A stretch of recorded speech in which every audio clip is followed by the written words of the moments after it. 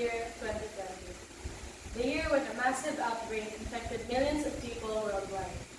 The year when nations all around the world had to implement the enhanced community quarantine, causing billions of people worldwide to endure months of being under quarantine. This is an unprecedented event in the history of mankind. As I stand before you all today, I hope to spread awareness and to share my experiences and my insights on this pandemic, and to hopefully inform you all on this disease called Covid19. But before we dive into the impact of this global crisis, we must first find out what is Covid-19 and where did it come from. So, the coronavirus disease, or Covid-19, is an infectious disease caused by a new strain of coronavirus that has not been previously identified in humans. This new strain of coronavirus is called the Severe Acute Respiratory Syndrome Coronavirus 2, or SARS-CoV-2. In the term Covid-19, CO stands for corona, V stands for virus, and D stands for disease. Formerly, last year, this disease was referred to as 2019 novel coronavirus or 2019 nCoV. On January 30, 2020, the World Health Organization declared the COVID-19 outbreak a global health emergency. And this year, on March 11, 2020, the World Health Organization declared COVID-19 a global pandemic. So, now, what are coronaviruses? So coronaviruses are viruses that circulate among animals, with some of them also known to infect humans. This means that this virus is originally supposed to infect animals, but somehow this disease and several others have made the jump to humans. Bats are considered natural hosts of these viruses, and several other species of animals are also known to act as sources. For instance, the Middle East Respiratory Syndrome coronavirus, or MERS-CoV, is transmitted to humans from camels. And the Severe Acute Respiratory Syndrome, or coronavirus 1, is transmitted to humans through civet cats. This type of virus is also called a zoonotic virus, from the word zoo, which means it pertains to animals. So, where did this virus originate? So there are two origin stories which may explain where this virus comes from. The first is what we are all familiar with.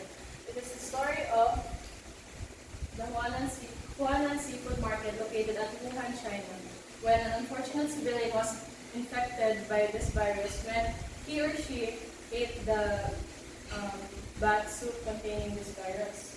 But there are several other wild theories about where this virus came from. The other is that the Wuhan Institute of Virology, located at Wuhan, China, were responsible for conducting bat experiments. And later on, these bat experiments were able to be contained, and this virus accidentally escaped, causing some civilians or some people to be infected. Here is the map showing where Wuhan is located in China. So there's Japan, South Korea, Shanghai, Taiwan region, and China. The following are the symptoms of COVID-19. So there's tiredness, fever, dry cough, aches and pain, shortness of breath, and sore throat. So if you or anyone you encounter may seem to show some of these symptoms, you and that person should contact your healthcare provider immediately and ask for assistance.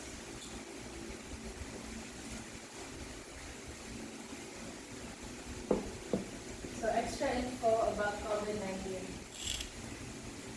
So transmission, or this is how the virus is spread among people.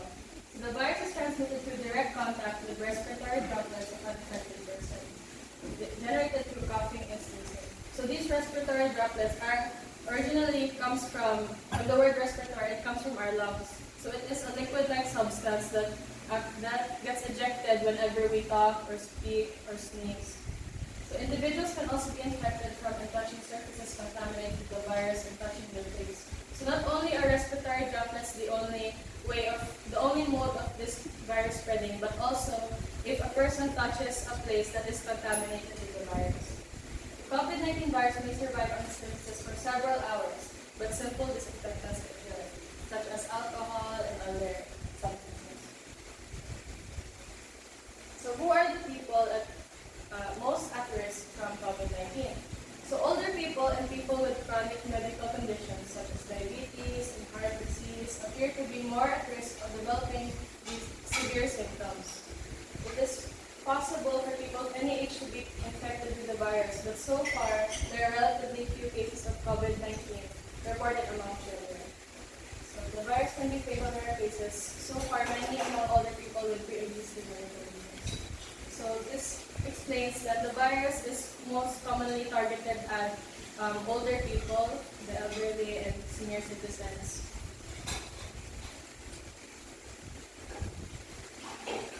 So how can we slow the spread of COVID-19? So here are some of the public health measures which are critical to slow the spread of illnesses. So these are the things that we must do in order to make sure that the virus doesn't spread or to slow down this transmission of the virus. So first is to wash hands repeatedly with alcohol-based hand wash or soap for at least 20 seconds. Next is to cough and sneeze into your elbow, not your hands. Or you can cough and sneeze into a tissue. Throw it into a bin and wash your hands. Keep your surroundings clean with disinfectants. Don't touch your eyes, nose, or mouth with unwashed hands. Maintain a distance of at least 1 meter while interacting with people. And avoid contact with sick people. So, now, let's find out how is COVID-19 affecting the entire world.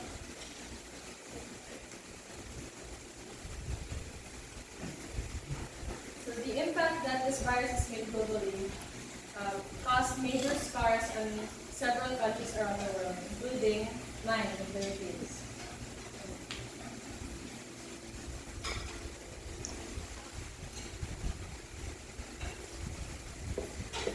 So the following are COVID-19 updates in the Philippines. So as of today, there are 50,359 total cases. And among those cases, there are 12,588 recoveries and 1,314 deaths as of today. So just to refresh our memory, last January 30th, the Philippine Department of Health reported the first case of COVID-19, which came from a 38-year-old female Chinese national. On March 7, the first local transmission of COVID-19 was confirmed. The World Health Organization is working closely with the Department of Health in responding to the COVID-19 outbreak. The Department of Health implores the public to continue practicing general preventive measures. So these preventive measures are what I showed earlier, which included washing of hands, disinfectants, and all that stuff. And to observe minimum health standards to prevent transmission of the COVID-19 virus. President Rodrigo Duterte said the enhanced lockdown imposed on Cebu City on June 16 will be extended to July 15. So this is what recently has happened here in Cebu City. He last month berated the city's residents, calling them for murder. So the reason why our president had to extend the lockdown to July 15 was because several citizens or several people were not following these health procedures properly, and even if there were laws stating that they should be in quarantine and stay at home, they did not follow them, which led to the extension of the lockdown.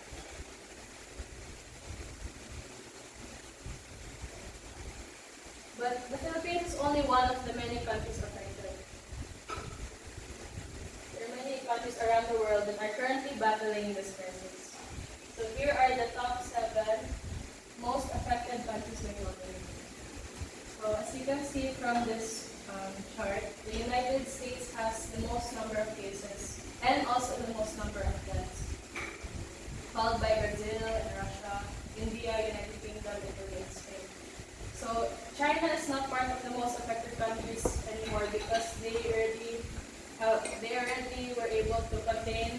virus and to handle the situation.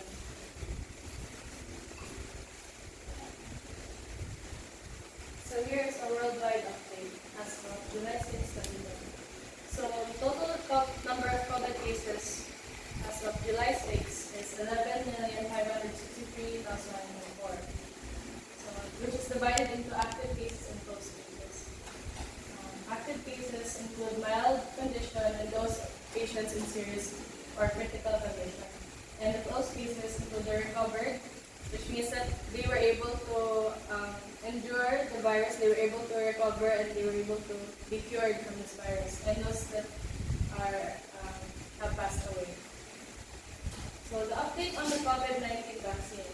So the World Health Organization chief scientist Soumya Swaminathan said researchers were working on more than 200 vaccine candidates around the world, including 10 that are in human testing. So it typically takes a few years to create a safe and effective vaccine, but those that were created during the pandemic for this year have been in the works faster at a pace never seen before. So according to Soumya, if we're very lucky, there will be 1 or 2 successful candidates before the end of this year. So now that we've tackled the information, technical information about COVID-19 and how it has impacted our country and those other nations around the world, I would like to share my experiences during this quarantine. So, how COVID-19 affected my life. So, I am one of the children, or one of the children of several families in this nation that was affected by COVID-19 in several different ways. First is no school. So since the COVID-19 pandemic, the government has announced the enhanced community quarantine. But as of now in Manila, it's the general community quarantine. But here in Cebu, we are still practicing the enhanced community quarantine. And because of that, they closed down the schools. So this leaves some sort of problem for us students as to where we're going to get our education, the quality of education, and since I am a graduate of senior high school, how am I going to get education for college, how am I going to graduate, and all that stuff. Next is risk of going outside. So due to this virus, there is now a risk of going outside, whether it be to commute, to visit other people, to do the necessary errands such as grocery shopping or buying materials, buying resources for our daily needs. Next is work and business. So another impact that this virus has made is that my family's business, my parents' business, and including businesses all around the nation have been heavily affected by this virus because most of them have been put to a stop, which leaves business owners with this major problem as to where they're going to get their funds, how are they going to earn income. And this is why several Filipinos, not only Filipinos but also other nations around the world have tried to search for online jobs and have tried to do freelancing services and to try to find ways in order to earn. And last is free time. So because of this virus, we have been placed under quarantine. That means that we've given all this free time. So it puts us into a position where we are given this much time, and that means we should be mindful of it. We should know if we are using it in the right way, if we are being productive, if we are not wasting our time, and what should we do with it while we are in underground. So speaking of quarantine, so during my quarantine experience, there are several positive and negative things that I've gone through and I've experienced. So these which are, so on the positive side, this quarantine has made me able to spend more time with my family.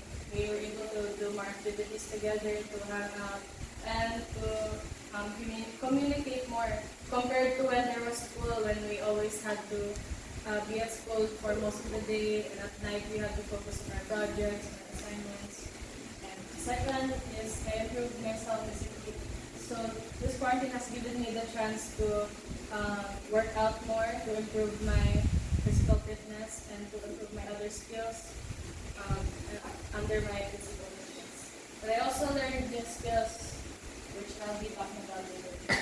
And for the negative side, I am unable to go to places outside. This includes restaurants, malls, or places that we normally used to go to before. So those are now those are places that we cannot visit anymore because of the risk that the virus may be transmitted to us. Second is lack of social interaction with friends. So compared to before when there was no global pandemic, we used to always normally casually interact with our friends, to communicate with them, especially when we were in school. We'd always see our friends every day, but now we can't do that anymore unless we do video calls or other modes of communication, which is very different compared to actual physical interaction with your friends. So third is adjusting to the new normal. So of course, since this is a global pandemic, the government will eventually add more laws, more safety protocols, which we as citizens will have to abide to and will have to follow and adjust to, which can be very difficult considering that we had to adjust, we had to be stripped away from the normalcy that we were once used to, that we were once accustomed to before this global pandemic began. So here are the skills I learned during this quarantine. So these are just some skills I learned during this quarantine. So I was able to learn how to skip rope, how to type or touch type, how to use and more features of MS Word, and how to track and learn the more advanced features too of PowerPoint. So these are the skills I want to improve during this quarantine. So these skills include more skip rope tricks, practicing ping pong, and also playing chess. So lastly is the skills I need to learn for my future career. Since I plan on becoming a future engineer, these are the skills that I find essential that I must learn and I must practice in order to do my job well. So first is Microsoft Excel, and which is a software used in organizing data and also for other types of uses, and also AutoCAD, which is very helpful as an engineer since we'll be dealing with lots of structures and lots of measurements and plans. So these skills will help me be able to become a successful engineer. So lastly, here's my COVID-19 reflection. So during this pandemic, I was able to think and reflect on our current situation. I think that my family and I are more fortunate compared to other people, such as the homeless, those that are disabled, and those families who have relatives in critical condition. They are suffering while we are able to live comfortably in quarantine. I also realized that I should be mindful with all this available time, since schools are closed, and use it to improve myself, my skills, and my talents about it. I noticed that some of my classmates are using this quarantine, to stay up late, play video games, and watch movies and shows. But some are also using it to be productive as well. Other people I know, such as my relatives or such as the teachers and other adults, they are trying to start businesses to earn money or offer their freelancing services online. I realized that I can also help myself, my family, and other people by improving myself and finding out ways to be useful in this time of crisis. With all that said, I hope that the COVID-19 pandemic will finally come to an end soon. So, despite all the fear and the panic and the suffering that this virus has caused, we must always be optimistic. We should always hope for the best. But experts say that although the situation may seem as if it's stabilizing, we must always be prepared for what's yet to come. So the best scenario to happen would be if the COVID-19 pandemic will end before the year ends. And let's just pray that happens. Let's just pray that that happens. That's all. Thanks. And here are my sources. That's all. Thank you. You're welcome.